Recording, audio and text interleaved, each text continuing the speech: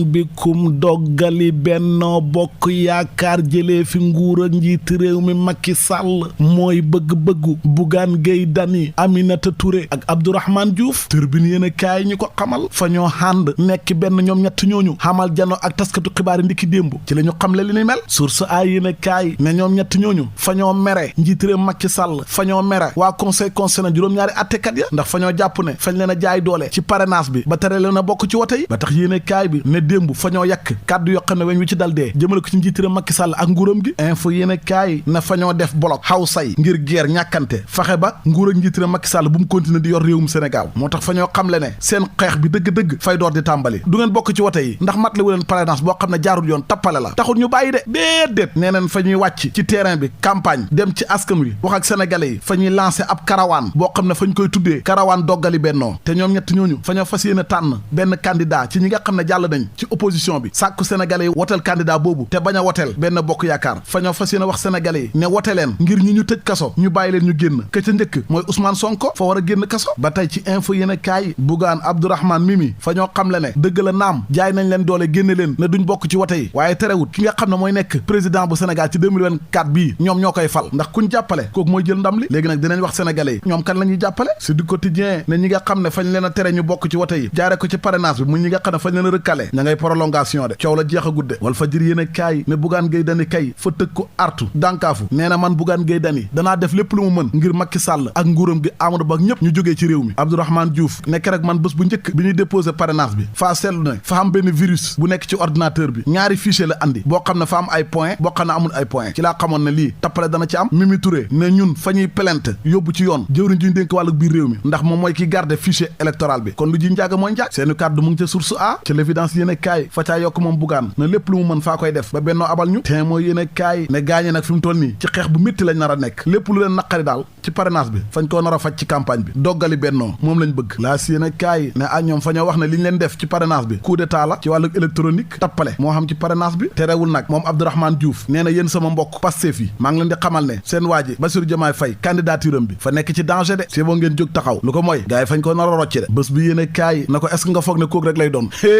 Khalifa Sall nekk gut candidat de jàlla gut de naka noonu Karim Wade ñoom ñaar ñëpp gars yi mën nañ leen a rocc na du ngeen bokk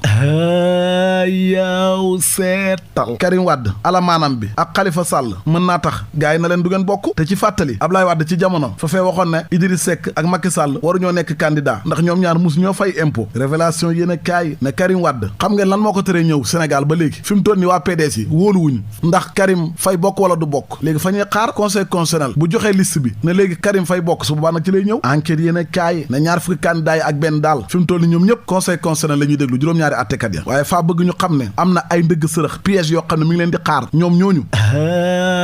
yow seetal conseil constitutionnel fa war a càmbat lañ bët vérifier seen kayit yi ñoom ñëpp ndax lépp mat na ak jaar na yoon Mamadou Diop Decroix na leen li jaarut yoon kay mooy wàllu parrainage beeg système informatique beeg ni ci gars yi doxale ma ngi ko waxee ci Vox Populi l'observateur moom fa xëy di càmbar candidat bi ñuy wax Habib Sy nga xam ne jàll na parrainage bi ka jàllut parrainage ba waaye jàll na dem ca kaso ga du kenn ku may Thierno Cissé mooy ki fi jëloon député yooyu nga xam ne kenn xamul leen ne ñoo ko parrainé bañ teg ko loxo bés bi yéene kaay nee na xatte nañ ko jàllal nañ ko ca kaso ga l'évidence yéene kaay na Thierno Cissé moom ay mbiram kay fa yéeme bi ko gars yi laajee lu tax nga def lii mun leen man yàlla moo ma sant ngir ma présenté wu 2024 bokk ci wote yi kon nag yàlla natt na la muñ ko le quotidien yéene kaay fa jox tey kàddu Amadou Ba candidat Benno Bokk Yaakaar ma ngay wax ni mu bëgg a liggéey réewum Sénégal ni mu ko bëgg a suqalee su fekkee fal nañ ko président wàllu xëy 200 000 de la ci bëgg a créer nee na lépp ñeel ndaw Sénégal ba tax mu ne leen waxuma la avenir réew mi waaye yéen yéenay président ci boppam yéen ndaw ñi GP yéene kaay fa caa yokk na Amadou Ba sax coow li dox diggante njiitëram Macky Sall ak journaliste yi fa ñoo seetlu na moom Amadou Ba fay seddal ak a seral yaw seetal ña ngi ko dégg muy wax naan journaliste dëgg daal fay xam ak njàmbarte dëgër waa Amnesty fa ñoo wax ne ñoom danañ taxawu dimbale journaliste yi ña xëy di dimbale seen mbokk ma mooy waa l'Observateur yi seen journaliste ba ñu wax Babacar Fall jiite RFM fa ñoo xëy di ko jàppal tànk de ne ñi nga xam ne ñoo koy attaqué ak a saaga ne fañ koy faatak ci ay audio yu bëri ak oote téléphone fañ leen a wax ne bàyyi leen Babacar Fall may leen ko jàmm liggéeyam la def moom nday mbi gi nag nee na dàqut ñu yóbbu yëfi ci yoon ndax moom defu dara njiitëram Macky Sall fa wax dal ci kaw journaliste yi mu tontu ko loolu rek la leer laneen lu leer ba yegg ca naññi ja mooy Baye Mamour Niass xalifa général bu Medina Baye Cheikh Mouhamadoul Mahi Cheikh Ibrahima Niass fa koo fal tabb ko mu jiite jamono ji jamiyatu ansaaru diin national l'évidence yéene kaay ñi ko xamal ginnaaw bu ko xalifa bi falee nag moom Baye Mamour génn na wax gërëm xalifa bi ci tànn bi mu ko tànn ngir mu jiite ansaaru diin national gërëm na tamit ki mu remplacé di Cheikh Mouhamina Ibrahima Niass mu hëlbatiku wane engagement am ci liggéeyal faydu bi woo tamit taalibe yi ñu gën a takku ngir liggéey ansaaru diin l'observateur moom fa ñoo xamal mbir mu doy waar yaaw seetal benn waay boo xam ne député la fi woon ci jamono fa dem daal na fay dugg kër njiitiram Macky Sall far force fra force doole mbaam takk dara teg ko loxo gendarmerie na ko kaay fii ñu téye la yow xamoo li xew kër président yaag sa chauffeur bi président oowut leen ngeen na fa ngeen ne xëtt jàll loolu fa doy waar libération na ko faa lay wax lu ko gën a doy waar téeméeri junne yoon